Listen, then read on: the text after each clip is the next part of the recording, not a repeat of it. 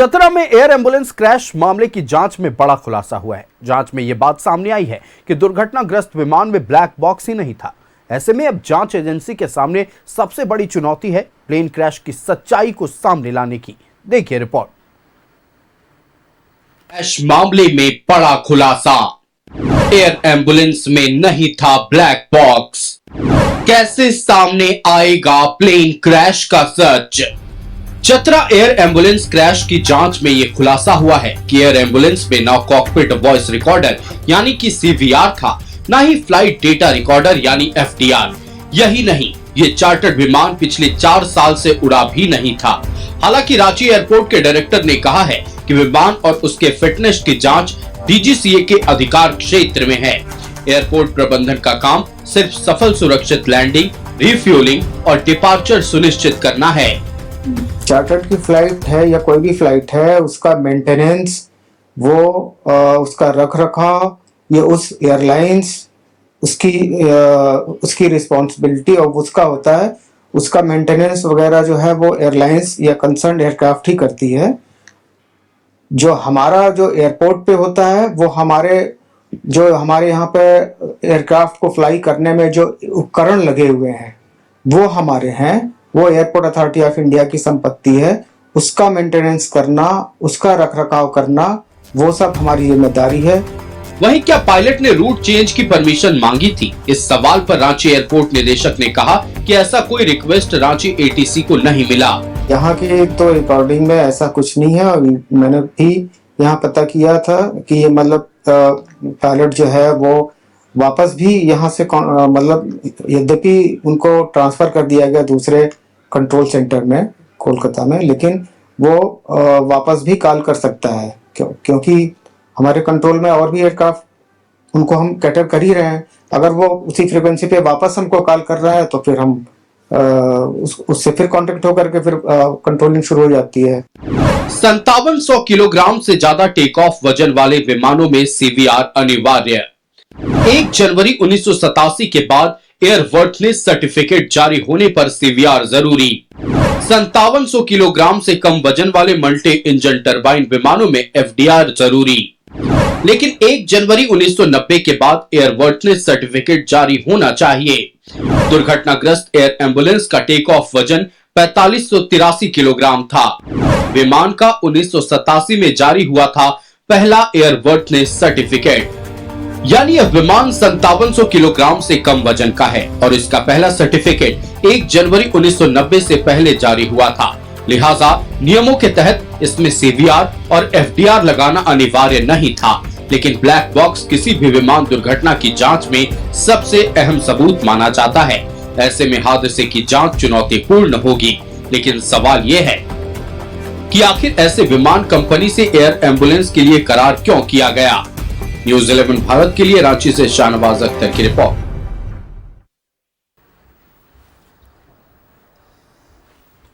तो देखिए, सबसे बड़ी बात कि हादसा कैसे हुआ, उससे बड़ा सवाल यह है कि आखिरकार हादसे की जो पूरी जानकारी है वो मिलनी मुश्किल हो गई है। संवाददाता शाहनवाज अख्तर हमारे साथ लगातार लाइव जुड़े हुए हैं। हम शाहनवाज का रुख करते हैं। शाहनवाज, देखिए, अब जब चूंकि हादसा हो चुका है, तमाम तफ्तीश शुरू हो चुकी है, लेकिन सबसे बड़ी परेशानी अब जांच एजेंसियों के सामने ये खड़ी हुई है कि वो जानकारी ही इकट्ठा नहीं कर पाएंगे इस हादसे की। चूंकि इस एयर एम्बुलेंस में ब्लैक बॉक्स ही नहीं था, कॉकपिट वॉइस रिकॉर्डर ही नहीं था। पूरी जानकारी आप साझा करें कि कितनी बड़ी चुनौती हो गई अब जांच एजेंसियों के लिए। देखिए, ये बात जैसे ही पता चली कि इसमें ना सीवीआर है न ही एफडीआर है। सीवीआर का मतलब होता है कॉकपिट वॉइस रिकॉर्डर और डीवीआर का मतलब होता है फ्लाइट डेटा रिकॉर्डर। मतलब एक जो विमान उड़ता है, विमान हर वक्त कांटेक्ट में रहता है एटीसी से कि इस वक्त इतना है, इस वक्त टेम्परेचर इतना है, इंजन स्पीड इतना है, एयर स्पीड इतना है। वो सवाल का जवाब भी मिलता रहता है उसको। ये सब मिलता रहता है और सब रिकॉर्ड होता रहता है, सीवीआर में भी और एफडीआर में भी।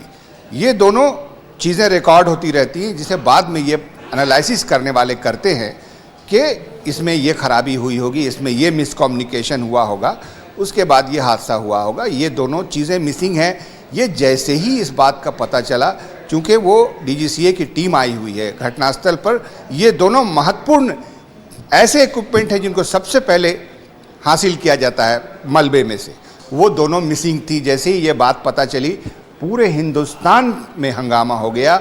एविएशन सेक्टर में इतने हादसे हुए हैं, कभी भी ऐसा नहीं हुआ कि FDR ही नहीं मिला हो, ब्लैक बॉक्स ही नहीं मिला हो।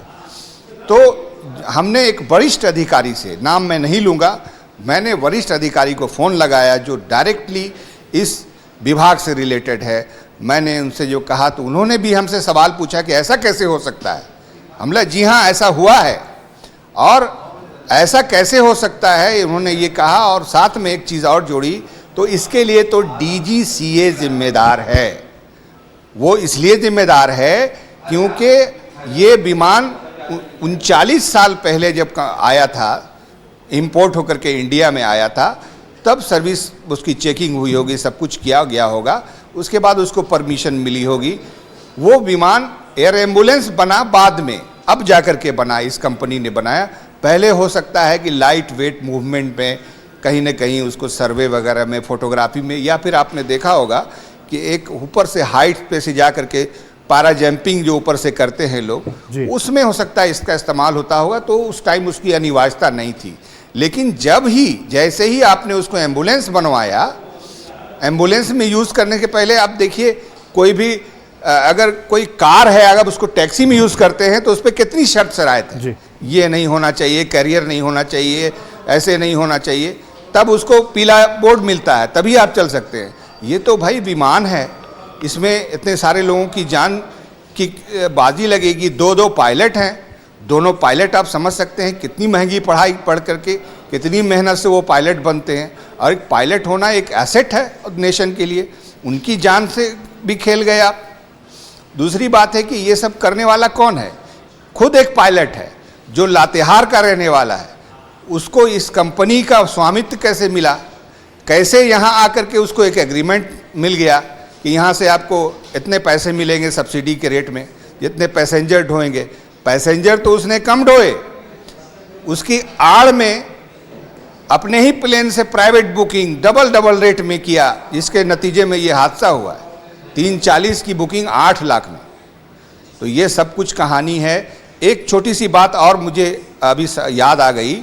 एक पेशेंट को ये लेके चले, नौजवान पेशेंट था, सीरियस पेशेंट था, उसको लेकर के ये चले दिल्ली जाने के क्रम में विमान में फ्यूल शॉर्टेज हो गया।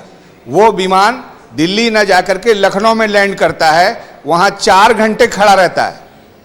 4 घंटे में उसका ऑक्सीजन जो का सिलेंडर था वो ख़त्म हो जाता है और पेशेंट वहीं लखनऊ में मर जाता है। ये एक जान इन्होंने नहीं ली है, यही रेड बर्ड वाले लोग थे। अगर कोई चाहे तो मुझसे आकर के उसकी डिटेल भी ले ले कि कौन लोग थे, क्या थे। नौजवान था, रांची का किसी व्यवसायी का पुत्र था। बताइए आप उस परिवार पर क्या गुजरी होगी 10 लाख रुपया दे करके, जब किसी ने प्लेन बुक किया है अपने बेटे को अस्पताल पहुंचाने के लिए, आप उसकी प्लेन को लखनऊ में लैंड करा दिया। एक आप सिलेंडर नहीं अरेंज कर सकते थे? जब पैसा लाने के लिए आप फॉर्च्यूनर से चंदवा भेज सकते हैं, अब विमान को यहाँ खड़ा रखा हुआ आपने, तो आप एक सिलेंडर अरेंज नहीं कर सकते थे? जाहिर तौर पर शाहनवाज, देखिए लापरवाही बड़े पैमाने पर हुई है। और सबसे बड़ी बात यह है कि रेडबर्ड एविएशन कि ये जो रिकॉर्ड सामने आ रहे हैं, लगातार आप भी जब अधिकारियों से बात कर रहे हैं और जब डेटा खंगाल रहे हैं, तो कई चीजें सामने आ रही है कि रेडबर्ड एविएशन की ये गलती पहली बार की नहीं है, ये रिकॉर्ड बहुत पुराना है। और इतना ही नहीं, ट्रेनिंग में लापरवाही या अधूरी ट्रेनिंग के बावजूद इन पर कार्रवाई उस वक्त हुई थी और पता नहीं फिर क्या वजह रही कि इनके साथ करार हुआ। ये तमाम तरह के सवाल जो अभी लोगों के जुबान पर हैं, लोगों के जहन में हैं। शाहनवाज, आपका हमारे साथ जुड़ने के लिए और तमाम जानकारियां साझा करने के लिए बहुत शुक्रिया।